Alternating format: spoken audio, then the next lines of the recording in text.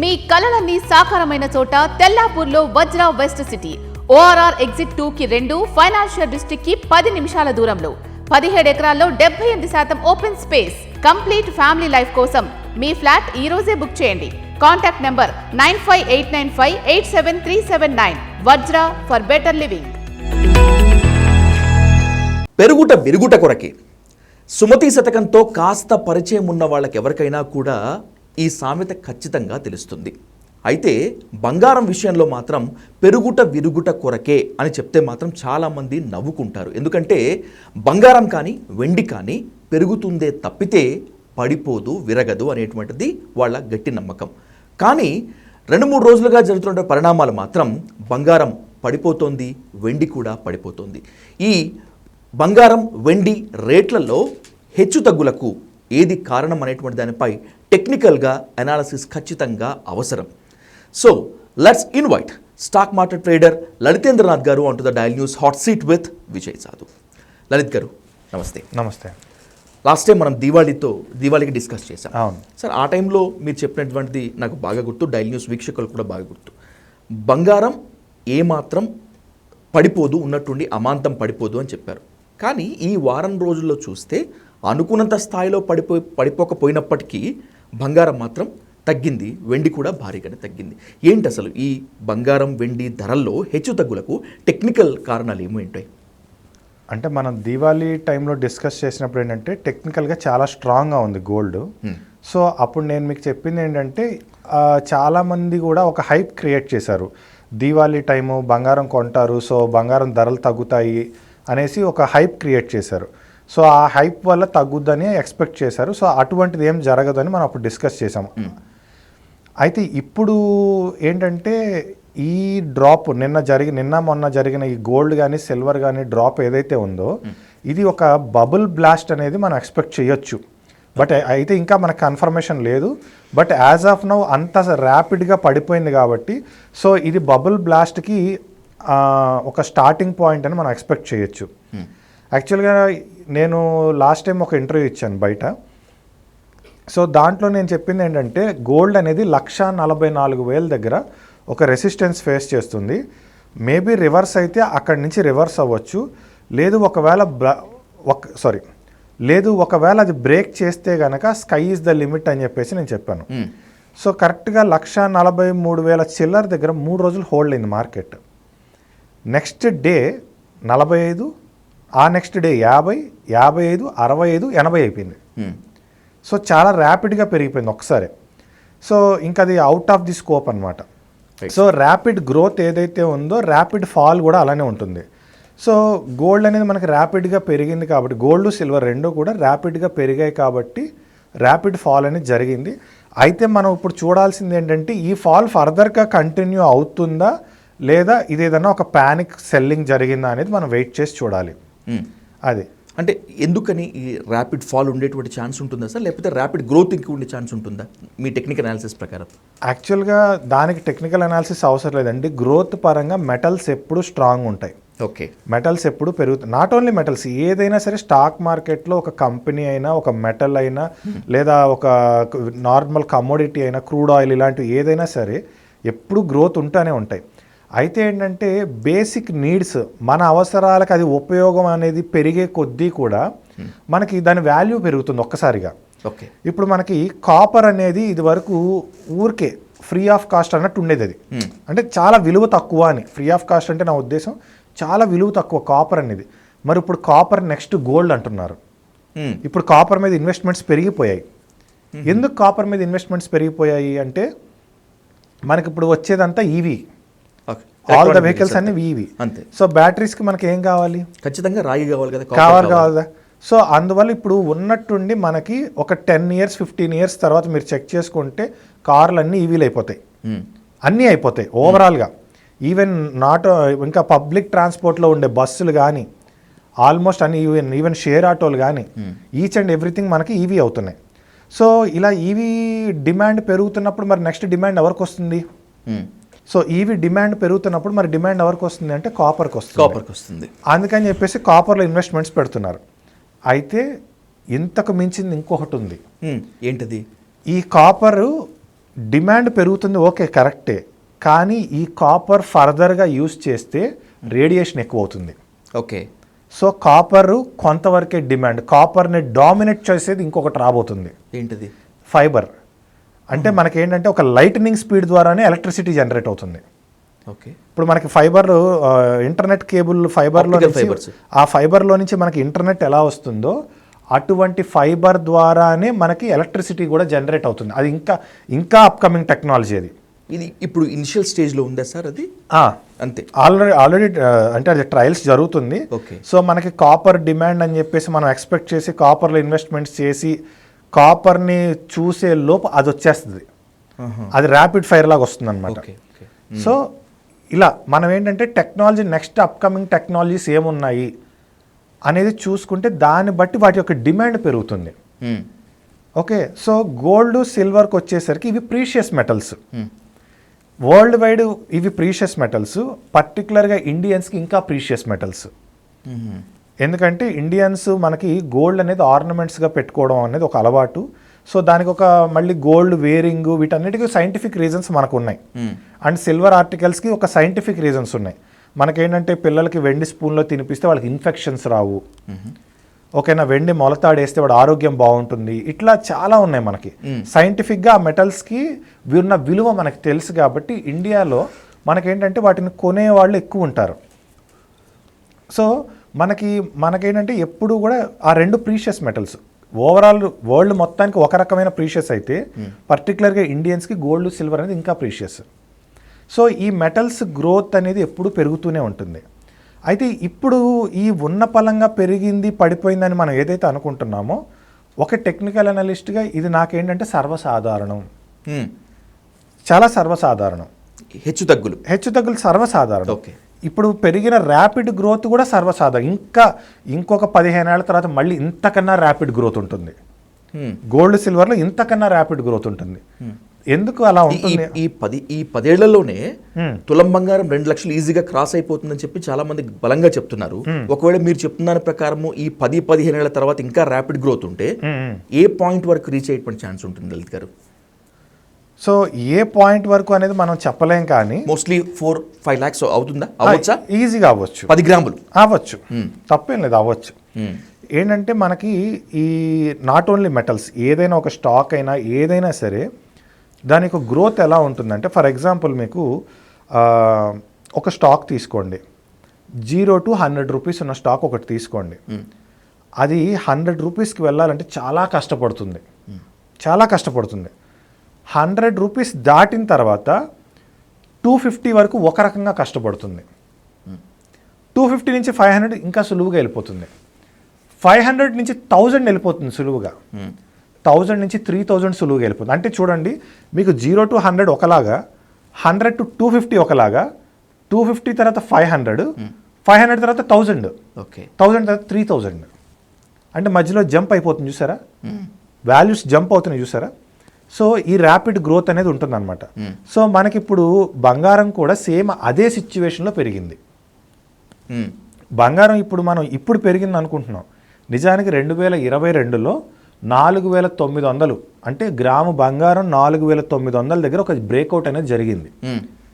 ఆ బ్రేక్అవుట్ తర్వాత మళ్ళీ బంగారం 4900 కన్నా దిగలేదు కిందకి. సరిగ్గా మనం గమనిస్తే 4900 దిగి బంగారం కిందకి రాలేదు. సో అక్కడి నుంచి అలానే పైకి వెళ్తూనే ఉంది. సో ఆ పెరుగుదల ఏంటంటే 4000 వరకు మనకి కొంచెం కొంచెంగా పెరిగిన ఈ బంగారం అక్కడ ఒక మేజర్ బ్రేక్అవుట్ జరిగింది. సో ఆ 4000 నుంచి ఇప్పుడు దాదాపుగా ఒక 18000 దాకా వచ్చింది. ఓకే. ఈ 18000 ఇప్పుడు చిన్నగా తగ్గి మళ్ళీ 15000కి వచ్చింది. ఇంకా రేపు మనకి అంటే జనాలు ఒక 10,000కి రాదా బంగారం, ఒక 8,000కి రాదా బంగారం, ఇలా ఎవరైతే అనుకుంటున్నారో అలా రావాలి అంటే బంగారం ముందు 12,500 టచ్ అవ్వాలి. ఓకే. ఒక గ్రాము బంగారం మీకు 12,500 టచ్ చేసి దానికన్నా కూడా దిగువకి వస్తే అప్పుడు 10,000 సాధ్యపడుతుంది. ముందు 12,500 దిగాలి. 12,500 మరి ఈ బబుల్ బ్లాస్ట్ ఏదైతే జరిగిందో ఇది నిజంగా బబుల్ బ్లాస్టా లేదా ఒక ప్యానిక్ సెల్లింగ్ అనేది స్టిల్ ఇంకా టెక్నికల్ అనాలిసిస్ ప్రకారం ఇంకా గోల్డ్ కానీ సిల్వర్ కానీ ఇంకా స్ట్రాంగ్గానే ఉన్నాయి. ఇంకా స్ట్రాంగ్. ఎందుకంటే సపోర్ట్ అండ్ రెసిస్టెన్స్ స్థాయిలు ఇక్కడ ఉంటే దీని స్థాయి అక్కడ ఉంది. ఇంకా వీటి దాకా కూడా రాలేదు. ఏది ఇప్పుడు ఈ ప్యానిక్ సెల్లింగ్లో కూడా కనీసం ఈ సపోర్ట్ రెసిస్టెన్స్ల స్థాయి దాకా మార్కెట్ రాలేదు. కాబట్టి గోల్డ్ పడాలి అంటే కనీసం మనకి 1,25,000కి దిగువకు వస్తే తప్ప ఓకే గోల్డ్ అంత మళ్ళీ ఏం పడదు, మళ్ళీ రైజ్ అవుతుంది. ఇప్పుడు మీరు ఇందాక అడిగారు ఏమండి ఇక్కడి నుంచి ఇంకా పెరుగుతుంది అంటున్నారు, నిజమేనా? అది ఎప్పుడు నిజమవుతుంది? 1,25,000 కనుక దిగకపోతే అక్కడి నుంచి మళ్ళీ బౌన్స్ బ్యాక్ అయితే 2030కి ఈజీగా అవుతుంది. మీరు అనుకున్న రేట్ వచ్చేస్తుంది.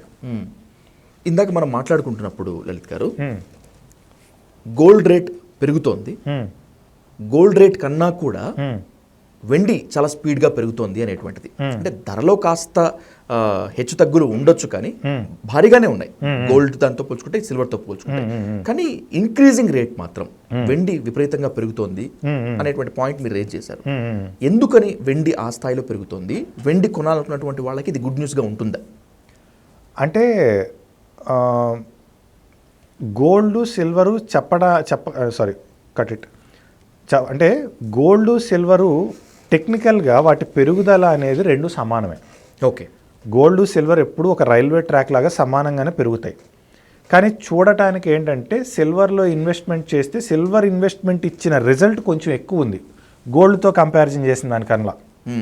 ఇప్పుడు ఫర్ ఎగ్జాంపుల్ మీకు బట్ అంత లాజికల్ కాకపోయినా ఒక చిన్న ఎగ్జాంపుల్ చెప్తాను. ఒక కిలో రాయి ఉంది. కిలో రాయి ఎంత ఉంటుంది సైజు, పరిమాణం? ఎంత ఉండొచ్చు, ఎంత ఉంటుంది? కిలో దూద్ ఎంత ఉంటుంది పరిమాణం? పరిమాణం కొంచెం ఎక్కువగానే ఉంటుంది. ఎక్కువ ఉంటుంది. అంటే ఇప్పుడు నా దగ్గర దూద్ ఎక్కువ ఉందంటే నా దగ్గర వెయిట్ ఎక్కువ ఉందనా? నాట్ ఎట్ ఆల్, 2 kg కదా. ఇప్పుడు గాలి వస్తే ఫస్ట్ ఏ ఎగిరిపోతుంది? దూద్ ఎగిరిపోతుంది. కిలో రాయి అలాగే ఉంటుంది. అందుకే ఇప్పుడు మీరు నిన్న బబుల్ బ్లాస్ట్లో కూడా గోల్డ్ తగ్గింది కొంచెం, అయితే సిల్వర్ తగ్గింది 2 ఇంతలు తగ్గింది. ఓకే, గోల్డ్ పడిన దానితో పోలిస్తే సిల్వర్ 2 ఇంతలు తగ్గింది. గోల్డ్ ఆల్మోస్ట్ నిన్న ఒక్క రోజులోనే 8 to 9% పడితే సిల్వర్ 27% పడింది. అంటే 3 times పడింది. సో మరి పెరిగింది కదా. అవును, పెరిగినప్పుడు పడటం కూడా అలానే ఉంటుంది.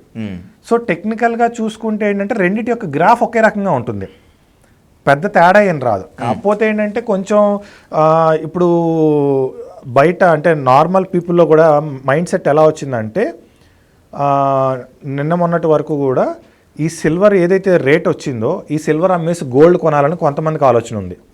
నార్మల్ కామన్ పీపుల్లో సిల్వర్ కొంచెం హోల్డ్ చేసుకునే వాళ్ళు ఉంటారు కదా. సో వాళ్ళకి ఏంటంటే సిల్వర్ అమ్మేసి గోల్డ్ కొందాం అని ఒక ఆలోచనలో ఉన్నారు. కొంతమంది ఏంటంటే గోల్డ్ ఎలాగో మనం అందుబాటులో లేదు కదా, సిల్వర్ బాగా పెరుగుతుంది కదా, సిల్వర్ కొందామని ఇంకొంతమంది ఆలోచనలో ఉన్నారు. సో ఈ డైలమాలో ఉన్నారనమాట. బట్ ఆ బబుల్ బ్లాస్ట్ అయ్యింది కాబట్టి ఇప్పుడు కొంచెం వెయిట్ చేస్తారు.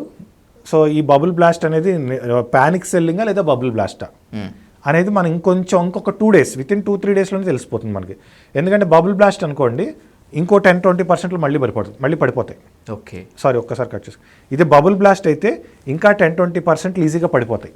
ఓకే, అది అయితే పడినంత మాత్రాన ఇక గోల్డ్ సిల్వర్ అయిపోయింది అనుకోకూడదు, మెటల్స్ ఎప్పుడు పెరుగుతూనే ఉంటాయి. రైట్. చాలా మందికి అర్థం కానటువంటి విషయము, తెలుసుకోవాలనే విషయము ఒకటి కామన్గా మాత్రం ఉంది లలిత్ గారు.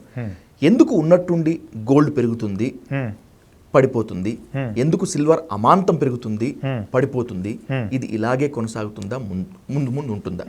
ఓవరాల్ గా దీనికి సింప్లిఫై చేసి మాట్లాడుకోదలుచుకుంటే ఎందుకు ఈ గోల్డెన్ రేట్స్ లో అప్స్ అండ్ డౌన్స్ వస్తూ పోతూ ఉంటాయి? ఒక కాన్స్టెంట్ పాయింట్ దగ్గర ఎందుకు ఉండదు? అంటే నేను పర్సనల్గా స్టాక్ మార్కెట్ని జీవితాన్ని రెండు ఒకే రకంగా చూస్తా. అప్స్ అండ్ డౌన్స్ లేకపోతే మనిషి ఏమవుతాడు? అంతే.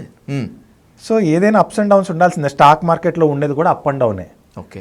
సో మనకి స్టాక్ మార్కెట్ నుంచి కూడా అంటే ఇప్పుడు నేను పర్సనల్గా ఏంటంటే నేను WD గ్యాన్ని ఫాలో అవుతాను. స్టాక్ మార్కెట్లో నా గురువు ఆయనే. ఓకే. సో ఆయన స్టాక్ మార్కెట్ని డిజైన్ చేసింది ఆస్ట్రాలజీని బేస్ చేసుకుని. సో ఈ స్టాక్ మార్కెట్ మొత్తం నడిచేది కూడా ఆస్ట్రాలజీని బేస్ చేసుకుని, అంటే మూన్ బేస్ చేసుకుని నడుస్తూ ఉంటుంది. సో ఆబ్వియస్గా మూన్ ఎఫెక్ట్ భూమి మీద ఉన్నప్పుడు ఈ భూమిలో నుంచి వచ్చేవే కదా, గోల్డ్ కానీ సిల్వర్ కానీ క్రూడ్ ఆయిల్ కానీ ఏదైనా సరే భూమిలో నుంచి వస్తుంది కదా. సో ఇది ఒక నేచర్లో ఒక భాగం, ఇది అంతే. ఈ పెరగటం పడిపోవటం అనేది ఒక భాగం. అయితే స్టాక్ మార్కెట్లో ఏదైనా సరే కూడా ఏంటంటే దాని విలువ ఒక రేంజ్ వరకు వచ్చే వరకు మూమెంట్ ఒకలా ఉంటుంది. అంటే ఇప్పుడు ఒక సినిమా డైలాగ్ ఉంటుంది, ఎవరికైనా ఒక స్థాయి వచ్చే వరకు ఆయుధం అవసరం, అది దాటిందంటే వాడికి వాడే ఆయుధం అయిపోతాడు అంటారు. అలానే ఒక స్టాక్ అయినా ఒక మెటల్స్కైనా దేనికైనా ఒక రేంజ్ వచ్చే వరకే దానికి బయ్యర్స్ సెల్లర్స్ కావాల్సి వస్తుంది. దాని డిమాండ్ ఒక్కసారి పెరగటం మొదలైనాక అసలు అది ఎక్కడికో వెళ్ళిపోతుంది. సో ఇప్పుడు అది మూమెంట్ అంతే. గోల్డ్కి ఆ టైం వచ్చింది, గోల్డ్కి టైం వస్తే ఈక్వల్గా సిల్వర్కి కూడా టైం వస్తుంది. అది ఇప్పుడు ఇక్కడి నుంచి ఏంటంటే ఇప్పుడు ఇది జస్ట్ ఆరంభం మాత్రమే. ఇప్పుడు గోల్డ్ సిల్వర్ ఏదైతే ఒక ఈ ర్యాలీ ఏదైతే ఉందో ఇది ఆరంభం మాత్రమే. ఇప్పుడు తగ్గినా దీనికి రెండింతలు మళ్ళీ పెరుగుద్ది. అది అక్కడ మళ్ళీ కరెక్షన్ వస్తుంది, అక్కడి నుంచి మళ్ళీ రెండింతలు మళ్ళీ పెరుగుద్ది. సో ఇది ఆగదు. రైట్. ఒక 1 వీక్ బ్యాక్ నేను ఒక ఇంటర్నేషనల్ జర్నల్ చదివాను లలిత్ గారు. 2 పాయింట్స్ వాల్యుబుల్ పాయింట్స్, అవి వార్నింగ్స్ కూడా ఉన్నాయి. So I conclude with 2 points, with this 2 points. First one Lalit గారు, కావాల్సిన దానికన్నా కూడా ఇండియన్స్ బంగారాన్ని సిల్వర్ని ఎక్కువ కొంటున్నారు, ఇన్వెస్ట్ చేస్తున్నారు. ఇవి డెడ్ ఇన్వెస్ట్మెంట్లను తెలిసినప్పటికీ కూడా వీళ్ళు ఎక్కువగా కొనేస్తున్నారు. దీన్ని ఇమ్మీడియట్గా అడ్డుకోవాలంటే భారతదేశము దిగుమతి చేసుకున్నటువంటి బంగారం, వెండి పైన ఎక్కువగా ట్యాక్సులు పెంచాలి అనేటువంటిది ఆ ఇంటర్నేషనల్ జనరల్ యొక్క మొదటి సారాంశం. ఒప్పుకుంటారా, యాక్సెప్ట్ చేస్తారా దీన్ని? గవర్నమెంట్ దగ్గర టన్నుల్లో బంగారం ఉంటుంది, బ్లాక్ మనీ వాళ్ళ దగ్గర బిస్కెట్లు ఉంటాయి. ఒక అగ్రికల్చర్ ఇంటికి వెళ్ళి 1 కిలో బంగారం బయటికి తీయండి మీరు. ఒక రైతు కుటుంబంలోకి వెళ్ళి 1 కిలో బంగారాన్ని బయటికి తీయండి. చాలా అత్యంత కష్టం, అసాధ్యం. సో మన ఇండియన్స్లో ఏంటంటే ఎక్కువగా ట్రెడిషనల్గా గోల్డ్ కొనుక్కుంటారు. ఈవెన్ ఒక రైతు కూడా ఏదన్నా ఒక చిన్న వాడికి ఏదైనా ₹1 మిగిలింది అంటే ఒక 1/2 గ్రామో కాసో ఏదో ఒక బంగారం కొనుక్కుంటాడు. ఎందుకంటే ఇది భవిష్యత్తులో వాడికి ఏదైనా ఒక పెట్టుబడిగా ఉపయోగపడుతుంది అనేది. అంతే తప్ప అప్పటికప్పుడు ఇప్పుడు మీరు అన్నారు డెడ్ ఇన్వెస్ట్మెంట్ అన్నారు. అది డెడ్ ఇన్వెస్ట్మెంట్ అసలు ఎందుకు అవుతుంది అంటే ఇది ఉత్పత్తికి పనికిరాదు, ఉత్పాదక పనికిరాదు, అలాగే ఉంటుంది, కేవలం ఒక రేట్ పెరగటం తప్పితే అనేటువంటిది వాళ్ళ డెడ్ ఇన్వెస్ట్మెంట్కి ఒక నిర్వచనం. కానీ మనకు అదేంటంటే మనం లోన్ పెట్టుకొని ఒక వ్యాపారానికో ఒక వ్యవసాయానికో దేనికో దానికి వాడుకుంటున్నాం కదా, మనం దాని విలువని మనం క్యాష్ చేసుకుంటున్నాం కదా. ఆ పెరిగే విలువ అవసరమైనప్పుడు మనం దాన్ని మోటగేజ్ చేస్తున్నాం కదా. అంతే. మరి అది డెడ్ ఇన్వెస్ట్మెంట్ ఎందుకు అవుతుంది? గోల్డ్ అనేది చాలా పక్కా ఒక ప్రాపర్ ఇన్వెస్ట్మెంట్. గోల్డ్ ఎప్పుడైనా కానీ, ఓకే, మెటల్స్ ఎప్పుడైనా సరే ఒక మంచి ఇన్వెస్ట్మెంట్. అది డెడ్ ఇన్వెస్ట్మెంట్ కాదు. ఏంటంటే ఇప్పుడు ప్రెసెంట్ భారతదేశం మీద పడి ఆడవటం కొంతమంది కామన్ అయిపోయింది కాబట్టి వాడు రాసిన దానికి కూడా నేను అలానే సమాధానం చెప్తాను. బట్ మన ఇండియన్స్లో గోల్డ్ సిల్వర్ అనే దానికి ట్రెడిషనల్ గాను సైంటిఫిక్ గాను చాలా రీజన్స్ ఉన్నాయి. మనం కొనేదానికి గోల్డ్ రేట్ ఇప్పుడు పెరిగినా తగ్గినా, ఇన్ ఫ్యూచర్ పెరిగినా తగ్గినా మన వాళ్ళు కొంటూనే ఉంటారు. ఎందుకంటే దానికి ఒక సైంటిఫిక్ రీజన్స్ ఉన్నాయి వాళ్ళకి. అంటే ఒకటి ఇన్వెస్ట్మెంట్ పాయింట్ ఆఫ్ వ్యూలో ఒక రకంగా అయితే, ఆరోగ్యపరంగా కానీ ఇంకో రకంగా కానీ ఇవి కొనుక్కుంటూనే ఉంటారు. అది right. Last and important question Lalit గారు, ఇలా ఇండియన్స్ బంగారాన్ని, వెండిని, ముఖ్యంగా బంగారాన్ని ఇలా తమ దగ్గర పెట్టుకుంటూ విపరీతంగా కొనుగోలు చేసుకుంటూ పోతూ ఉంటే రాబోయేటువంటి రోజుల్లో డాలర్ స్ట్రెంథెన్ అవుతుంది, ₹1 బలహీనం అయిపోతూ ఉంటుంది. ముఖ్యంగా భారతదేశ ఆర్థిక పరిస్థితి చాలా తలకిందులవుతోంది, ద్రవ్యోల్బణం వచ్చేటువంటి ఛాన్సెస్ ఎక్కువగా ఉంటాయి అని చెప్పడం మాత్రమే కాకుండా దీనికి ఇందాక పాయింట్ అనమాట. సో అందుకోసం అని చెప్పి ట్యాక్సెస్ పెంచాలి అని చెప్పి, సో ఇప్పుడు దీన్ని యాక్సెప్ట్ చేస్తారా? అసలు యాక్సెప్ట్ చేయను. అసలు మనం బంగారం హోల్డ్ చేస్తే మనకి ఎటువంటి ఇబ్బందులు లేవు. మనకేంటంటే మన భారతదేశంలో ఉన్న సోర్స్ ఆఫ్ ఇన్కమ్ మనకి ఎక్కువ ఉంటుంది. ఓకే, మనది ఎంతసేపు గోల్డ్ ఒకటే కాదు. ఇప్పుడు గోల్డ్ ఇంపోర్ట్ వల్ల మనకి ఏముంది చెప్పండి, మనం ప్రొడ్యూస్ చేసేది చాలా ఎక్కువ కదా. ఇంకా ఇప్పుడు మనకి మేక్ ఇన్ ఇండియా అని వచ్చిన తర్వాత మనకి చాలా వరకు మ్యానుఫ్యాక్చరింగ్ మనం భారతదేశంలో మొదలైంది కదా. ఒకప్పుడు కన్నా మేక్ ఇన్ ఇండియా వచ్చిన తర్వాత భారతదేశంలో మ్యానుఫ్యాక్చరింగ్ ఇంకా మొదలైంది. ఇప్పుడు మన గూడ్స్ మనం ఎక్స్పోర్ట్ చేస్తున్నాం. ఓకే, సో జస్ట్ ఒక గోల్డ్ వల్ల మనకి రెసిషన్ వస్తుందంటే రాదు, సమస్య లేదు, రాదు. అది ఇంకా మన కంట్రీ స్ట్రెంగ్తన్ అవుతుంది. గోల్డ్ ఇండియాలో ఉంటే ఇండియన్ కంట్రీ స్ట్రెంగ్తన్ అవుతుంది. సార్, మరొక ముఖ్యమైన ప్రశ్నతో ముగిస్తాను లలిత్ గారు. అప్పు చేసైనా కూడా బంగారం కొనమని కొంతమంది చెప్తున్నారు, ఎందుకంటే రేట్ పెరుగుతుంది కాబట్టి. అప్పు చేయటం అంతా ఎందుకు, నీ దగ్గర ఎంత ఉందో అంతే కొనుక్కొని పెట్టుకో అని చెప్పి ఇంకొంతమంది హితవు పలుకుతున్నారు. ఈ రెండింటిలో బంగారానికి కానీ వెండికి కానీ మీరేం సజెస్ట్ చేస్తారు?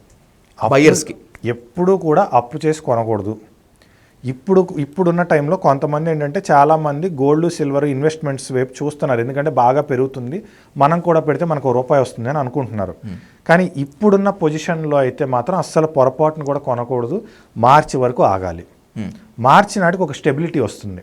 ఓకే, ఎందుకంటే ఇది ప్యానిక్ సెల్లింగా బబుల్ బ్లాస్టా? ఒకవేళ ఇది బబుల్ బ్లాస్ట్ అనుకోండి, నెక్స్ట్ 2 years వరకు గోల్డ్ సిల్వర్ పెరగవు. నెక్స్ట్ 2 years వరకు మళ్ళీ తిరిగి ఇంత రైజింగ్ ఒకేసారి రాదు, మళ్ళీ 2 years తర్వాత వస్తుంది. ఒక 2-3 years, అది ఎంతన్నా కావచ్చు, ఒక మినిమం 2-3 years హోల్డ్ అవుతుంది రేట్ అనేది. అక్కడక్కడే అలా ఉంటుంది అనమాట. సో ఈ టైంలో ఇప్పుడు అందులో ఇప్పుడు ప్యానిక్ సెల్లింగ్ సిచ్యువేషన్లో ఉంది. ఇది ప్యానిక్ సెల్లింగ్ బబుల్ బ్లాస్ట్ తెలియదు కాబట్టి ఇప్పుడు ఒక మార్చి వరకు ఆగితే మనకి గోల్డ్ అండ్ సిల్వర్ మీద క్లారిటీ వస్తుంది. దాని తర్వాత కావాలంటే ఇన్వెస్ట్మెంట్స్ చేసుకోవచ్చు. అండ్ లేదు మా దగ్గర ఇప్పుడు ఆల్రెడీ రెడీగా కొంత అమౌంట్ ఉంది, మేము ఇన్వెస్ట్మెంట్స్ చేసుకోవాలి అంటే ఫిజికల్ గోల్డ్ వీటికన్నా కూడా గోల్డ్ ఈటీఎఫ్స్లో ఇన్వెస్ట్మెంట్స్ చేసుకోవడం చాలా మంచిది. గోల్డ్ ఈటీఎఫ్లో కూడా కొన్ని ఈటీఎఫ్స్ ఉన్నాయి, లైక్ మనకు ఒక అరౌండ్ ₹15, ₹16లో కూడా ట్రేడ్ అవుతున్నాయి. ఓకే, అలాంటి ఈటీఎఫ్స్ కొనుక్కోవడం మంచిది. అవి తగ్గినా ఏముంది, మళ్ళీ కావాలంటే యావరేజ్ చేసుకోవచ్చు. అలాంటి వాటిలో ఇన్వెస్ట్మెంట్స్ చేసుకోవడం మంచిది. Thank you so much Lalit గారు. మళ్ళీ కూర్చుందాం ఖచ్చితంగా. ఈ గోల్డ్ సిల్వర్ ఎప్పుడూ కూడా టాక్ ఆఫ్ ది టౌన్స్గానే ఉంటాయి, న్యూస్ మేకర్స్గానే ఉంటాయి. మళ్ళీ ఖచ్చితంగా మరొక టెక్నికల్ అనాలిసిస్తో డైలీ న్యూస్ వీక్షకుల ద్వారా కూర్చుందాం. Thank you much more sir. Thank you.